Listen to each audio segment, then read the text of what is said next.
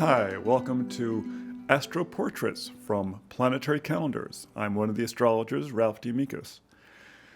This week, we're going to look at the chart of Issa, the very talented writer, actor, producer, who is very impressive to have that many different talents and to do it so well and be so engaging and charming. And so, what is it about her chart that shows these qualities?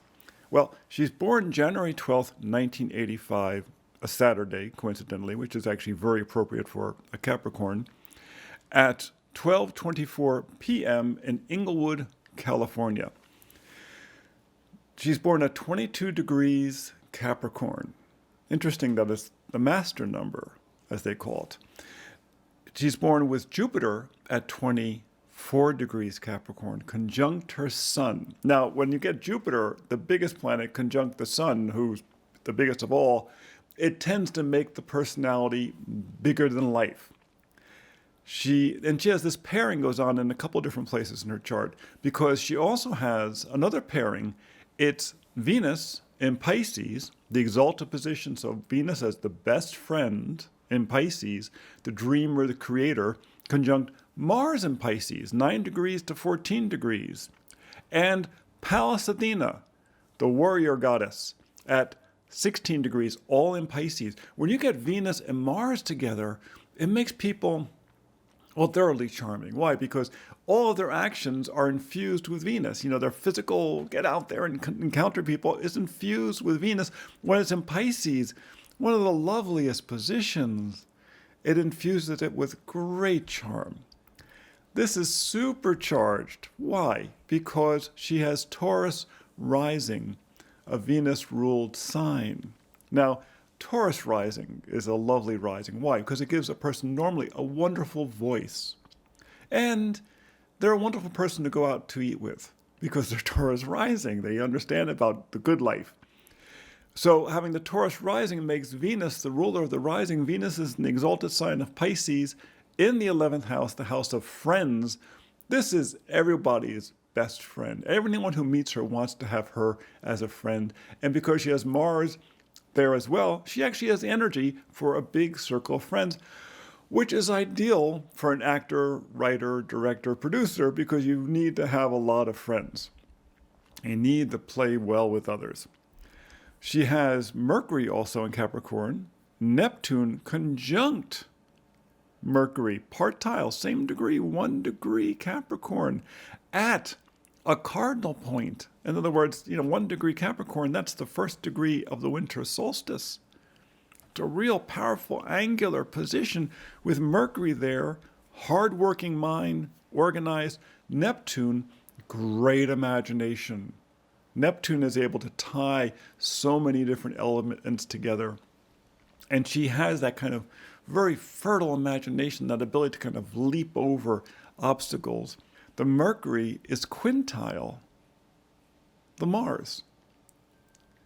A quintile is the creativity aspect. 72 degrees, they call it the degree of the goddess. Well, Mercury and Mars, these are the two guys who love to get into it. Mercury is the little kid who gets into everything. Mars is the young man who gets into everything, or the young woman who finds all the different places, and they like to go out and encounter people. So these two, the people who really like to get into it, are connected in an incredibly creative aspect. It's one of those magical aspects. So you have this very, very bigger-than-life personality with tremendous charm and tremendous creativity. What else is going on? She has the moon in Libra. Now, the moon in Libra could be problems because the moon in Libra means that when it comes to emotional things, they're always it takes them forever to make up their mind about stuff because they really want to know what you think. They want to know how you feel about it. That's actually a wonderful quality. And, the thing about Libra is that it wants to have a partner. It wants to partner with people, which once again is a great quality.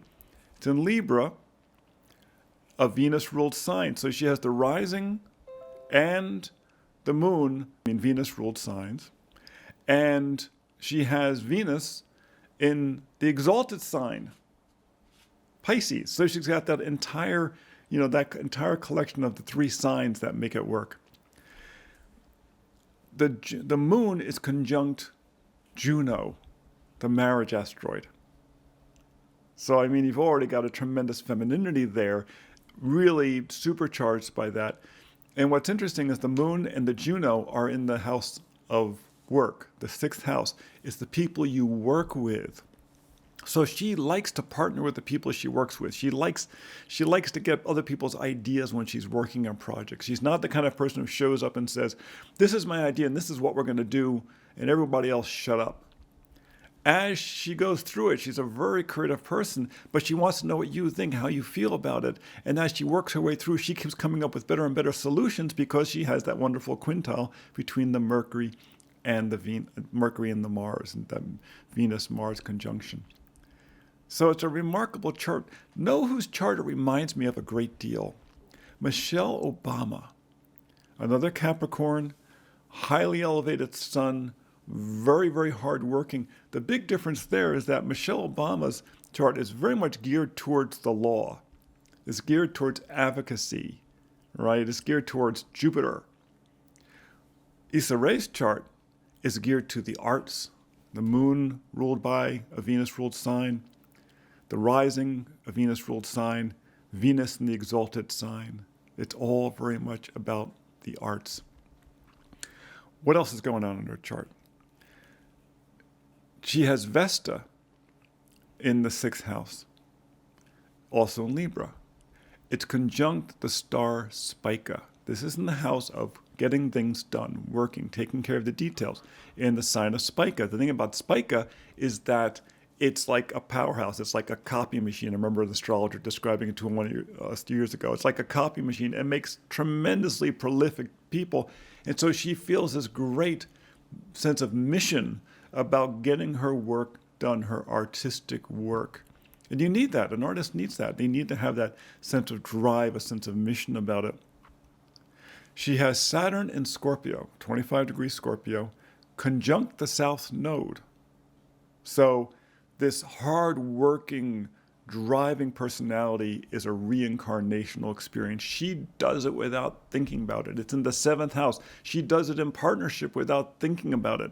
She also has Pluto in the seventh house, so it charges it, but the two are not conjunct. They're from 4 degrees to 25 degrees.